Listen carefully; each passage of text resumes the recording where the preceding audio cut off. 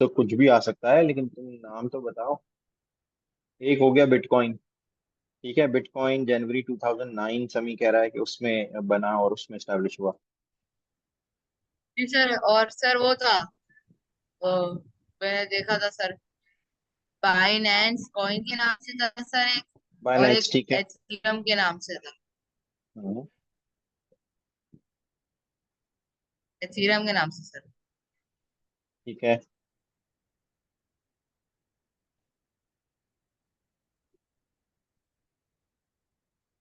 Ethereum के नाम से, इथिलियम के नाम से। एथीरियम। सर अब पता नहीं कैसे इथेरियम ठीक कह रहे हो। प्रोनाउंस करते हैं सर। ठीक है,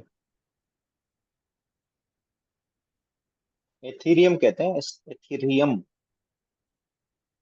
और ये बेसिकली, एथेरियम तो एक प्लेटफॉर्म है जो कि मुख्तलिफ चीज़ों के हवाले से कोई भी ब्लॉकचेन टेक्नोलॉजी हो, उसमें एथेरियम को इस्तेमाल किया जाता है। और कोई भी एप्लीकेशन जो कि ब्लॉकचेन टेक्नोलॉजी, यानी हमने उस दिन बात की थी कि ब्लॉकचेन टेक्नोलॉजी क्या होती है। ब्लॉकचेन टेक्नोलॉजी वो होती है जिसमें कोई सेंट्रलाइज्ड मैकेनिज्म ना हो। ठीक है, और जो बगैर किसी सेंट्रलाइज्ड मैकेनिज्म के काम करती है। ठीक है, तो उसको ये सपोर्ट करती है। और डिसेंट्रलाइज्ड मैकेनिज्म्स को सपोर्ट करती है।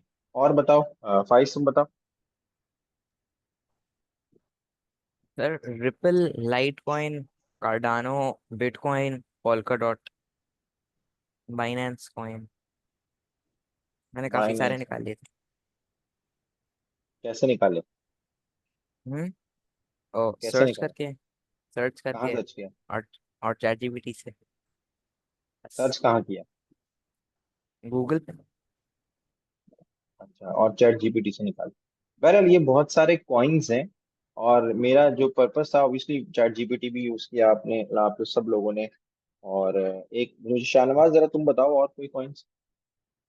सर मेरी भी एग्जैक्टली वही है जो फाइस के सर। ठीक है, क्योंकि सबने एक ही सोर्स से निकाला ना। अली तुम बताओ। फिर डॉज कॉइन। डॉज कॉइन भी है, ये कब बना था कुछ पता है? मैंने ये नहीं देखा था। 2013। डॉज कॉइन, अच्छा, ये जितने भी कॉइन्स बने ना, इसमें जो सबसे लेटेस्ट कॉइन है वो कौन सा है, किसी को पता है? बिटकॉइन। लेटेस्ट बिटकॉइन है। बिटकॉइन कब बना था तो भाई? अभी शिबा तो इनू। बनाया है इसने। हाँ। सर बिटकॉइन सही है। सर एवलांच के नाम से है, शिबा इनू के नाम से है, सोलाना के नाम से है। ये सारे 2020 में बने।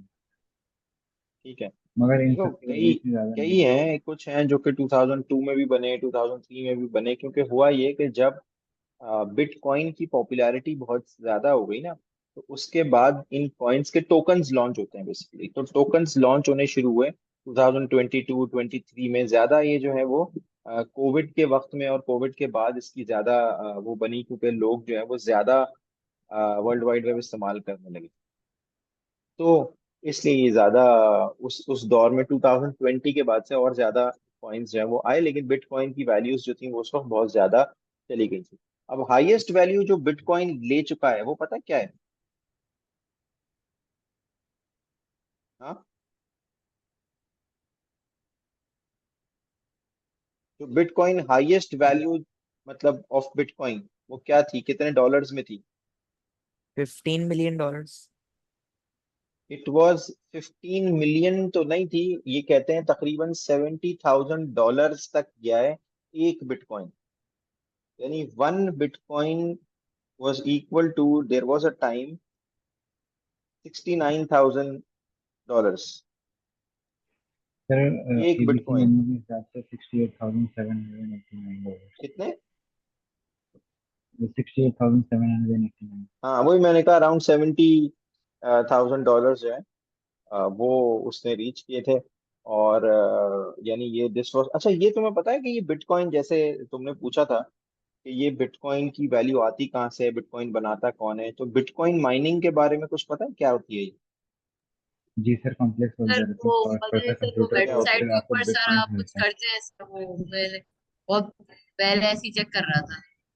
हाँ, तो वो होता क्या? आप सर माइनिंग बोलते बेसिकली हो उसको सर। माइनिंग में क्या होता है, आपको कंप्यूटर को एक प्लेटफॉर्म के जरिए हाँ, मुश्किल एल्गोरिथम सॉल्व करने होते हैं, उस पर आपको कुछ और माइनर सर वो ये मिलते हैं, वो 0.00 में आपको बिटकॉइन मिलते हैं। सर आप ये ठीक है, बता फिर दें कि आपको बिटकॉइन की प्राइस वो इंक्रीज होगी ड्रॉप होगी सर। हम्म, देखो, दो तीन तरीके होते हैं माइनिंग के। ठीक है, और मतलब कई तरीके ऐसे होते हैं जो कि अभी हमारा खैर पॉइंट ऑफ डिस्कशन ये नहीं है। एक हम कहते हैं प्रूफ ऑफ वर्क, एक हम कहते हैं प्रूफ ऑफ स्टेक, एक हम माइनिंग पूल्स होते हैं बेसिकली। ठीक है, और ऑब्वियसली हमें मुफ्त, अभी जैसे तुमने कहा कि हमें बहुत ज्यादा हार्डवेयर चाहिए होता है और हमें बहुत ज्यादा जीपीयू भी चाहिए होता है इन चीज़ों के लिए, क्योंकि हम क्या कर रहे होते हैं, हम कॉम्प्लेक्स मैथमेटिकल इक्वेशंस या कॉम्प्लेक्स मैथमेटिकल प्रॉब्लम्स को सॉल्व कर रहे होते हैं। और जैसे जैसे हम सॉल्व करते जाते हैं, कुछ पजल्स सॉल्व करते चले जाते हैं। ठीक है, और वैसे वैसे हमारे पास क्या होता है, हमारे पास नंबर्स ऑफ जो बिटकॉइंस हैं वो बढ़ते चले जाते हैं। यानी ये 0.00000001 से शुरू होता है। ठीक है, तो वो, और ये इस तरह का इसका मेथड है। बहरहाल हमारा ये पॉइंट ऑफ अभी कंसर्न नहीं है कि मेथड क्या है और क्यों कैसे इस्तेमाल किया जाता है। बट आई होप के ये जो है वो, मतलब आपको थोड़ा बहुत क्लियर होगा कि कॉइन जो है वो माइनिंग के थ्रू आता है। जैसे सोना माइनिंग के थ्रू आता है ना, उसमें आप पहाड़ को खोद रहे होते हैं और पहाड़ को माइन कर रहे होते हैं और उसमें से आप निकालते हैं एक पत्थर और उसको तराश खराश करते हैं और उसको एक ऐसी प्रेजेंटेबल चीज बनाते हैं, एक प्रेजेंटेबल फॉर्म देते हैं। हीरा एक माइन से आता है, आप पत्थर निकालते हैं, उसकी तराश खराश करते हैं और उसको एक प्रेजेंटेबल फॉर्म देते हैं। इसी तरह से ये बिटकॉइन के लिए भी ये कहते हैं कि इसको माइन किया जाता है। माइन का मतलब ये है कि इसको किसी बहुत मुश्किल तरीके से मैथमेटिकल पजल सॉल्व करके, उस तरह से करके वो वैल्यू बनाई जाती है, जो कि वैल्यू बिटकॉइन में फिर आपको डिलीवर की जाती है। ठीक है, ओके सर। पर अब हमारे लिए ये काफी है, हमें क्रिप्टो करेंसी के बारे में जरा सा पता होना चाहिए। आगे चलते हैं। ठीक है, अब बड़ा इंपॉर्टेंट टॉपिक है शानवार, साइबर सिक्योरिटी। साइबर सिक्योरिटी क्या होती है? Online safety, online security. Sir ठीक है, देखो सर जैसे, हैकर हाँ, से अपने वो वेबसाइट या सर जो भी आपके चीज है सर उसको बचाना। सिक्योरिटी ठीक मेथड है, सप्लाई जैसे करते हैं किसी चीज़ के लिए। एब्सोल्युटली, सर जैसे आपके सिक्योरिटी घर की सिक्योर सिक्योरिटी होती है, आपकी कोई ऐसी कीमती चीज होती है तो आप उसको लॉक में रखते हैं। आप घर से बाहर जाते हैं तो आप घर में लॉक लगा के जाते हैं। अगर आप लॉक लगा के नहीं, अच्छा लॉक नहीं होता और कोई अटैक करना चाहे आपके घर पे, आपके घर में घुस के चोरी करना चाहे, तो वह आसानी से लॉक तोड़ लेता है।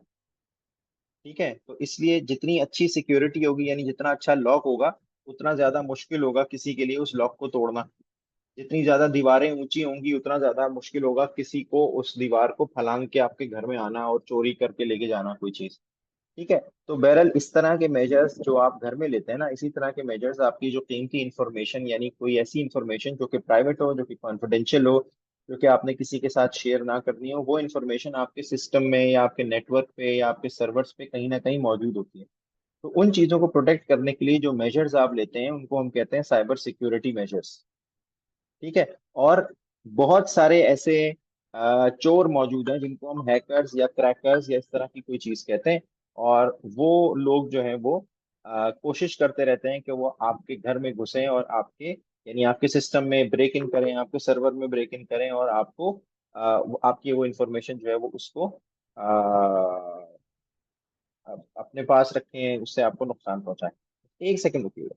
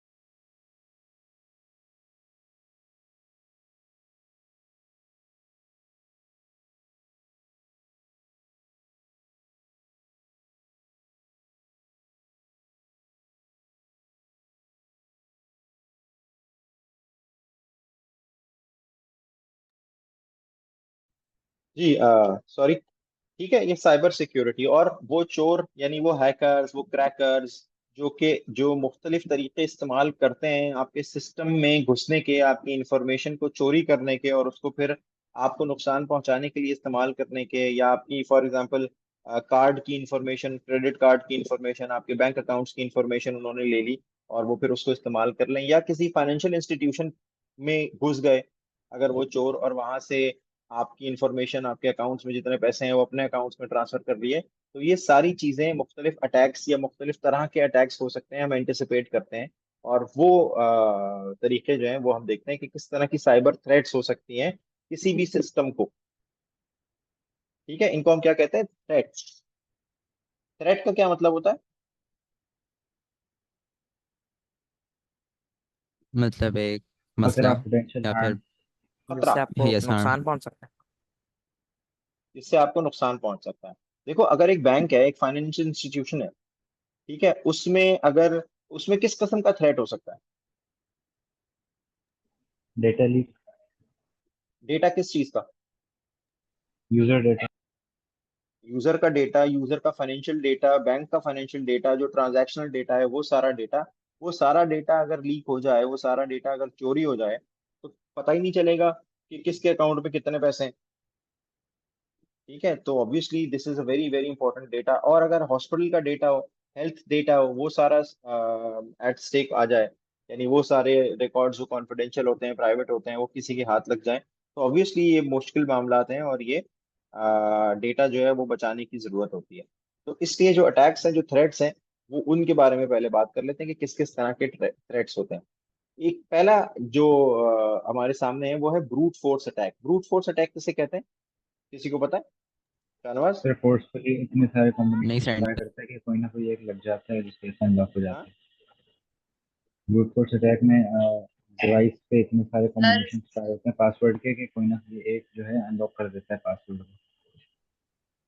सर मैंने साइबर सिक्योरिटी के बारे में थोड़ा सा पता होता है, पढ़ा हुआ है सर। तो उसके अंदर क्या होता है सर, एक प्रोग्राम बनाई जाती है सर, जिसके अंदर रिपीटेडली पासवर्ड डाले जा रहे होते हैं। हर रैंडम कोड जो डाल डाल सकते हैं, जो पासवर्ड डाल सकते हैं, सारे ट्राई हो जाते हैं सर।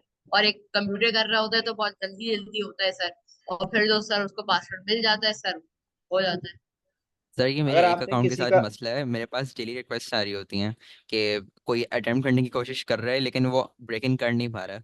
मतलब अब वेरियस अटेम्प्ट्स हो रही होती हैं एक एक अकाउंट चलो पे। ठीक है, ठीक है, बिल्कुल, वो बहुत दफा बहुत सारे लोगों के साथ होती है।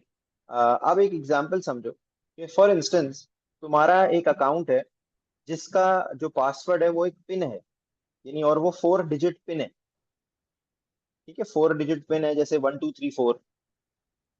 ठीक है, सिर्फ नंबर्स हैं, जैसे आपके अकाउंट का, एटीएम का एक की होती है ना, 1234, 1567, 1986। बात आ रही है समझ में? 2001, 2002, ये इस तरह के आपके पिन्स हैं। अच्छा, अगर आपका फॉर एग्जांपल एक पिन है, इब्राहिम क्या पिन है? सर मेरा पिन है POI 737211 अरे, 1000 अरे वो तो इतना 373। लंबा। ये देखो, अगर ऐसा पिन होगा तो इसको किसी भी तरह के अटैक से मतलब इसको इसको गेस करना मुश्किल हो जाएगा ना। तो इसीलिए मैंने तुम्हें जो एग्जांपल दी उसमें मैंने कहा अगर आपका 4 डिजिट पिन है, ठीक है, तो 4 डिजिट पिन क्या हो सकता है, एक वैसे ही एक एग्जांपल दो। जी सर, फोन नंबर का पिन 3735। 3735, चलो ठीक है। अब 3735 एक नंबर है। अब कोई भी आदमी अगर वैसे ही आपका फोन उठाए, आपके फोन का पिन है 3735, अब वो शुरू करे 0000, 0001, 0002, 0003, 0004, 0005, तो उसे कितनी देर लगेगी 3537 तक पहुंचने में? सर बहुत और टाइम। कितने, उसे कितने अटेम्प्ट्स लगेंगे ये बताओ चलो। सर 3000 से शुरू कर रहे हैं ना? नहीं नहीं, सिर्फ 000 से शुरू कर रहा है, 0000, sir zero three zero thousand zero and one thirty five price. भाई 35 क्या है? तुम्हारी पिन क्या थी? 3725 क्या थी? 3035। 3035। तो 3035 ट्राइज लगेंगी उसको, एज सिंपल एज दैट। और अगर ये काम तो एक आप कर रहे हैं उंगली से, और अगर ये काम एक कंप्यूटर प्रोग्राम कर रहा हो तो उसको कितनी ट्राइस लगेंगी, पहले तो ये बताओ। उसको ट्राइस तो उतनी लगेंगी, three seven sir three five three zero three लेकिन वो फाइव या जल्दी थ्री कर जीरो टू लेगा फाइव जो भी। लेकिन वो कितनी देर में करेगा ये काम? 2 to 3 seconds में।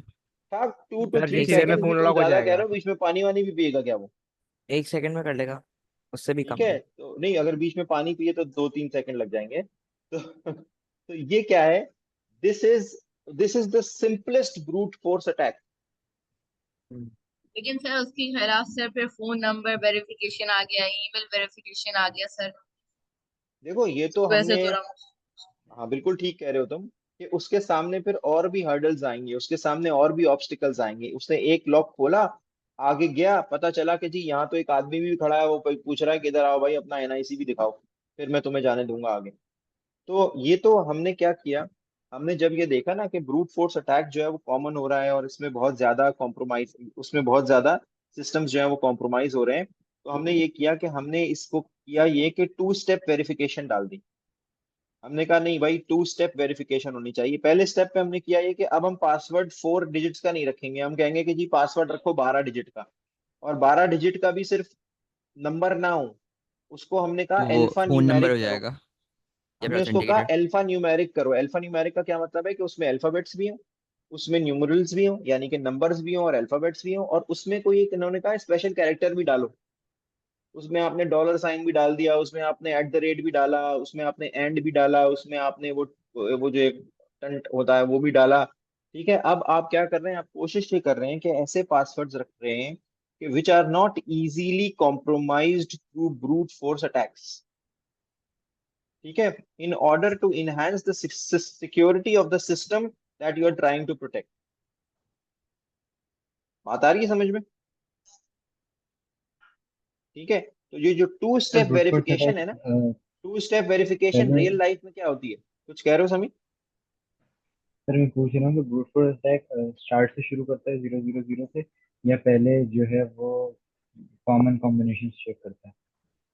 देखो ये डिफरेंट एल्गोरिथम्स होते हैं ब्रूट फोर्स सॉफ्टवेयर के। ठीक है, आपने मुख्तलिफ कॉम्बिनेशंस पहले ट्राई करना है। एक बाइनरी मैकेनिज्म होता है उसका कि जी वो ऐसा करता है कि बीच में से पहला नंबर ट्राई, फॉर एग्जांपल अगर उसे 10,000 ट्राई करने हैं, तो वो पहले पहले 5,000 ट्राई करेगा, फिर 2,500 ट्राई करेगा, फिर 7,500 ट्राई करेगा, और फिर क्लोज इन करता चला जाएगा। तो ये मुख्तलिफ तरह की टेक्निक्स हो सकती हैं जो कि कोई ब्रूट फोर्स एल्गोरिथम इस्तेमाल करे। और लेकिन बहरहाल अगर 10,000 है, 20,000 है, तो किसी भी सिस्टम को ब्रूट फोर्स अटैक के थ्रू इसको कॉम्प्रोमाइज करने में कोई देर नहीं लगती। यानी जैसे कि हमने कहा ना, 1 से 2 सेकंड में ये सारे काम कर लेता है, क्योंकि we have processors that can process millions of instructions per second. तो ये तो कोई केस ही नहीं है उनके लिए। लेकिन जब अल्फा न्यूमेरिक हो जाता है, अल्फा न्यूमेरिक न्यूमेरिक में आप स्पेशल कैरेक्टर्स भी ऐड कर देते हैं, तो then it becomes difficult for any brute force attack to crack these passwords.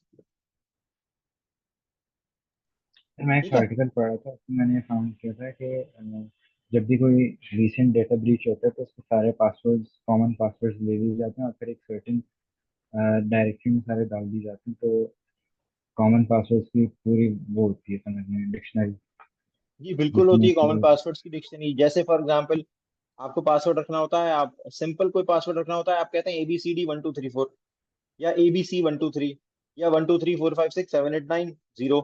ये एक पासवर्ड, ये क्या है, ये कॉमन पासवर्ड्स हैं जो कि ओवर द इयर्स हमने सोचा है कि भाई system admin admin admin password रख देते हैं बहुत सारे लोग। तो ये पासवर्ड्स होते हैं जो कि आमतौर पे रखे भी जाते हैं। तो ये पासवर्ड्स कॉमन नॉलेज है, ये पासवर्ड अब डिक्शनरी में पासवर्ड मौजूद हैं। आमतौर पे लोग क्या करते हैं जी, अपना किसी दोस्त का नाम रख दिया पासवर्ड, अपनी डेट ऑफ बर्थ पासवर्ड रख दी, अपना फोन नंबर पासवर्ड रख दिया। तो ये वो चीजें हैं, ये वो इंफॉर्मेशन है जो कि अगर अवेलेबल हो तो आपके अकाउंट्स कॉम्प्रोमाइज हो सकते हैं बहुत आसानी से। ठीक है, तो ब्रूट फोर्स अटैक्स जो है वो एक ये होते हैं। ठीक है, अच्छा, ब्रूट फोर्स अटैक्स को हम कैसे रिजॉल्व, यानी कैसे इनको मिटिगेट किया जा सकता है। सबसे पहले हमने बात की कि जी हम अच्छे पासवर्ड यानी स्ट्रॉन्ग पासवर्ड जिनको हम कहते हैं, हम वो स्ट्रॉन्ग पासवर्ड्स यूज करें। ठीक है, और और क्योंकि स्ट्रॉन्ग पासवर्ड जब हम यूज करते हैं ना, तो किसी भी सिस्टम के लिए उन पासवर्ड्स को गेस करना, उनको कैलकुलेट करना आसान नहीं होता। हम lower case, upper case use करें, नंबर्स यूज करें, स्पेशल कैरेक्टर्स यूज करें, तो होता ही है कि उस पासवर्ड को यूज करना, उस पासवर्ड को गेस करना मुश्किल हो जाता है। ठीक है, दूसरी चीज हम क्या करते हैं अब, क्योंकि मल्टी फैक्टर ऑथराइजेशन हो गई है, यानी 2 स्टेप वेरिफिकेशन, 3 स्टेप वेरिफिकेशन, तो जहां जहां हमारे पास वो मल्टी स्टेप वेरिफिकेशन या मल्टी स्टेप ऑथेंटिकेशन या मल्टी फैक्टर ऑथेंटिकेशन ऑन हो सकती है, हम वो इस्तेमाल करें। यानी आप अपने गूगल अकाउंट पे लॉगिन करते हैं तो वो ये कहता है, किसी नए सिस्टम पे लॉगिन करते हैं तो वो ये कहते हैं कि मैंने तुम्हारे फोन पे एक कोड भेजा, पहले वो डालो फिर मैं एक्सेस करने दूंगा। तो आपका फोन भी आपके पास हो, आपका सिस्टम भी आपके पास हो, और उसका आपको पास एक्सेस भी हो, तो एक्सेस करने देता है। ये क्या है, ये ब्रूट फोर्स अटैक्स या इस तरह के अटैक्स को टैकल करने, इनको हैंडल करने या इनको मिटिगेट करने के लिए 2 3 4 फैक्टर, जिसको हम कहते हैं मल्टी फैक्टर ऑथेंटिकेशन, बनाई गई है। ठीक है। सर ऑथेंटिकेटर और ब्रूट फोर्स अटैक में आ सकता है, मतलब कोई इसको ब्रूट फोर्स अटैक कर सकता है ऑथेंटिकेटर को? बिल्कुल कर सकता है, बिल्कुल कर सकता है। एक मुख्तलिफ तरह के, अच्छा देखो अब हुआ ये है कि सिक्योरिटी जहाँ इंप्रूव हुई है ना, तो वहां पे जो ये थ्रेट्स हैं या ये जो ब्रूट फोर्स मेथड्स हैं, ये भी तो इम्प्रूव हुए हैं। सिंपली पुट, ब्रूट फोर्स को कहा यह जाता है कि जी मल्टीपल कॉम्बिनेशन ट्राई कर लेता है। अब मल्टीपल कॉम्बिनेशन ट्राई करने के लिए एक तो नंबर्स हो सकते हैं, हमने कहा जी अल्फा न्यूमेरिक भी ट्राई कर लेगा। कुछ ब्रूट फोर्स ऐसे होते हैं अटैक्स जो कि alpha numeric combination, special characters भी ट्राई कर लेते हैं। अब बाज दफा वो सक्सेसफुल होते हैं, बाज दफा नहीं होते। उसने एक चीज पूरी की, अब अगली चीज में पूछा, आपने कहा कि जी इसमें जो ओटीपी आया है ना, वन टाइम पासवर्ड, आपके फोन पे पासवर्ड भेजा, वो डालो। तो अब ब्रूट फोर्स अटैक वो भी तो डाल सकता है, उस पर भी तो सर डाल सकता लेकिन है। सर आप, वो भी तो होगा सर कि आप अगर एक दो दफा ज्यादा पास ओटीपी डालें तो सर वो आपका नहीं लेगा पर। वो जी बिल्कुल डिसेबल ऐसा कर है, देगा ऑप्शन साइन करने बिल्कुल का। ऐसा है, वो बिल्कुल ऐसा है, वो साइन इन करने का डिसेबल कर देता है ऑप्शन, और आपको लॉग आउट कर देता है सिस्टम से। ठीक है, तो ये सब चीजें हमने सीखी। हमने कहा यार हम 2 फैक्टर डाल देते हैं ऑथेंटिकेशन, 2 फैक्टर में एक वन टाइम पासवर्ड भेजेंगे। वो पासवर्ड डाला, एक दफा, 2 दफा, 3 दफा, 4 दफा, 10 दफा डाला, वो फिर भी नहीं चला। अच्छा, शुरू में जब ये लिमिट नहीं थी कि आप बस एक दफा या 2 दफा डाल सकते हैं, तो ब्रूट फोर्स अटैक्स ने उनको भी कॉम्प्रोमाइज सिचुएशन पे ले आया। तो फिर जो ऑब्वियसली सिक्योरिटी पे, क्योंकि दुनिया में बहुत काम हो रहा है अभी भी, क्योंकि security is a very important issue. और ये भी बात समझ लो, ये एक सिक्योरिटी एक्सपर्ट ने कहा कि जी there is no system in the world that can be 100% safe and secure even if it is switched off. अच्छा, अब ये गहरी बात है, जरा इसको सुनना और से। There is no system in the world that can be made 100% secure even if it is switched off. ठीक है, यानी अगर उसका तार निकाल भी दिया गया हो, रैप्ड इन चेन्स, उसको जंजीरों से बांध भी दिया गया हो, and is buried 100 feet under the sea, यानी उसको समंदर की नीचे वाली जमीन के 100 फीट नीचे दफन भी कर दिया गया हो, यानी ऊपर क्या है, समंदर की तह, उसके ऊपर क्या है, पानी।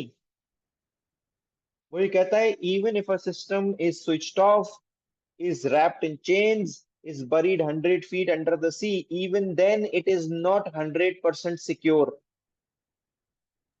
इससे पता बात आ रही है चलता है समझ हम में? कितने वो हैं, स्लेव्स इसका हैं मतलब ये है कि बड़ी वो इस कंपनियों की। भाई, इट कैन बी स्टोलन, उसको कोई चोरी कर सकता है।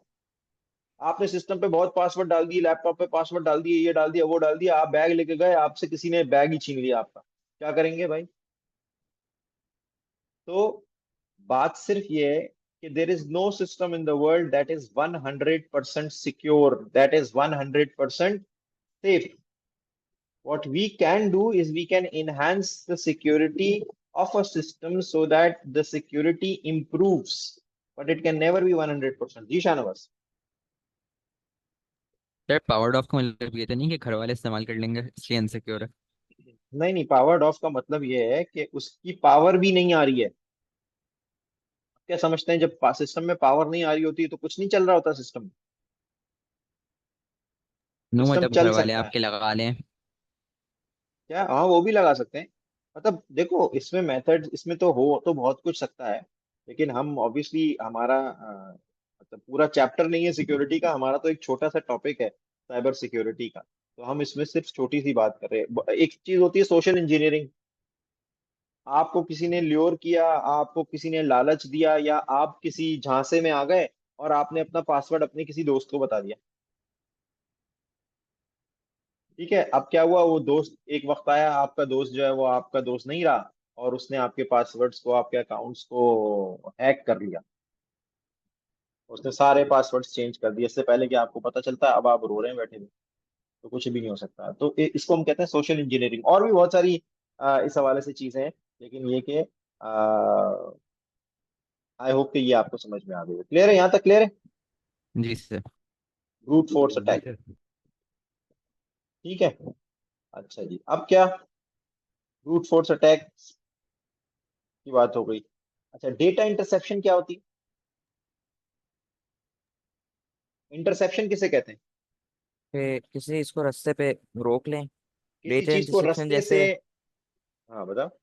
डेटा इंटरसेप्शन जैसे शायद डेटा ट्रैवल कर रहा हो, उसको उसके रास्ते में अपने इंटरसेप्ट वेरी कर लिया अगवा कर जैसे लिया, बिल्कुल उसको। ठीक है। हाँ डेटा ट्रैवल कर रहा है, उसको रास्ते से इंटरसेप्ट कर लिया। जैसे पहले एक जमाना था कि जब ना टेलीफोन मिडिल लाइंस मैन होती सर, थी, इसको लैंड, मिडिल मैन अटैक भी बोलते हैं ना।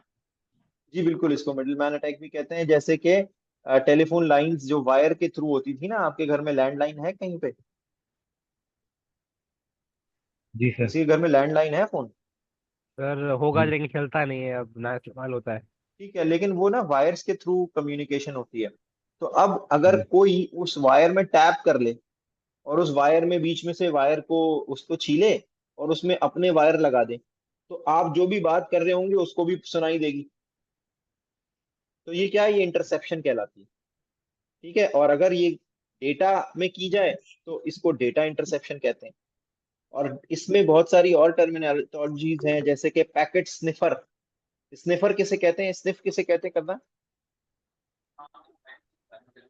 हाँ, इनहेल स्निफ कौन कुछ। करता है?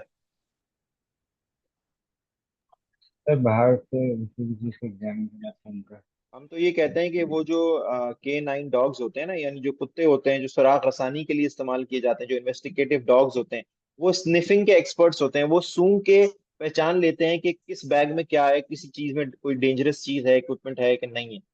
तो ये पैकेट स्निफर्स भी होते हैं, जो कि पैकेट को स्निफ करके, यानी स्कैन करके, बेसिकली स्निफ तो एक टर्म है जो कि इस्तेमाल की जाती है, बट पैकेट स्निफर क्या होता है? एक ऐसा सॉफ्टवेयर होता है जो कि किसी भी डेटा पैकेट को एग्जामिन करके ये डिटरमिन कर लेता है कि इसके कंटेंट्स क्या हैं। जैसे आप कभी एयरपोर्ट पे जाते हैं ना, कभी स्कैनिंग होती है सामान की, तो कुछ स्कैनर लगे हुए होते हैं, वो सारा सामान का एक्सरे आ रहा होता है कि इसमें है क्या, तो सामान खोले बगैर। तो पैकेट स्निफर क्या करता है कि पैकेट खुले बगैर उसको पता चल जाता है कि इस पैकेट में है क्या। जिस तरह आप फाइल डाउनलोड करते हैं या फिर आप अपलोड करते हैं तो उसमें एडिटिंग कर देता है।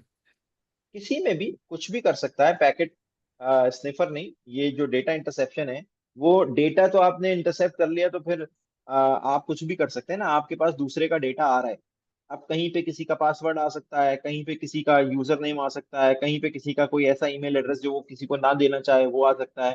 तो ये सारी चीजें आप किसी ना किसी तरह से, ये ऑब्वियसली ये सब डेटा है, तो ये डेटा कॉम्प्रोमाइज हो रहा होता है थ्रू डेटा इंटरसेप्शन। मैं आपसे बात कर रहा हूँ, बीच में कोई तीसरा बात सुन ले। मैं आपसे बात कर रहा हूँ, यार किसी को बताना मत, देखो ये हुआ है। अब तीसरा आदमी बात सुन ले वो, तो वो तो मुश्किल हो जाएगी ना मेरे लिए कि मैं एक बात जो शाहनवाज से कर रहा था कि किसी को बताए नहीं, वो तो जाके सबको बता देगा। तो ये उसने क्या किया? उसने डेटा को इंटरसेप्ट किया और उसने अपने एडवांटेज इसकी के लिए पुरानी यूज किया आदत है। इसकी, शाहनवाज की। नहीं, शाहनवाज से तो मैं सर बात कर रहा बैकग्राउंड था, में ये डेटा कर रही है। इंटरसेप्ट किसने किया ये मैंने बताया नहीं अभी। ये जो अगली मीटिंग है ना, उसमें बताता हूँ। ठीक है, ज्वाइन करो जल्दी से, ये बंद करता हूँ।